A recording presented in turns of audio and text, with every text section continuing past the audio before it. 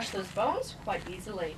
And they can actually spot their prey from 1.5 kilometers in the air. To give you a bit of an idea how far that actually is, if you can spot the house way across the Brisbane River with a green roof, Omega here would be able to see that house, the windows quite clearly, and be able to look through the windows and watch what's on TV. It's an excellent sight, and he does look a little bit mean or angry, and that's because he has those ridges above his eyes, which act as a natural way to protect or block out that sun, so he does have bright sight.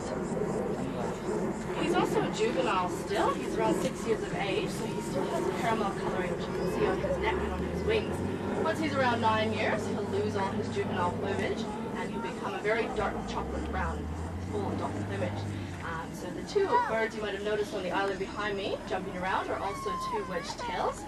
One's female, one's male. The larger of the two is obviously a female. But one day, Omega here will look just like them. He's not going to get any bigger than that. That's his full size. They do grow to their full size around 12 weeks of age. That's when they come out of the nest, and they have to be that size to be able to catch their prey and hunt it quite efficiently.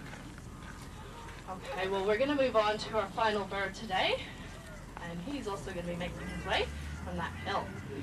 His name's Zorro. Zorro is a black kite. And you'll probably notice something pretty special about the way he hunts. He actually catches that food mid-air, and if you have a close look, he'll pop those feet right to his mouth and eat that food, which we call on the wing. So these guys are known as a gregarious hunter, so they hunt within groups up to 100 or even 1,000 other black kites. So they have a lot of competition for that food, and they need to be able to eat it very quickly. So that's why he will have that food on the wing. And they're the most numerous kite that you'll find all over the world. They're also nomadic species, so they do follow their food source from place to place, or they'll move from place to place in search for that food source or that water or nesting areas. And they're quite clever. They actually hang around bushfires, or they'll spot smoke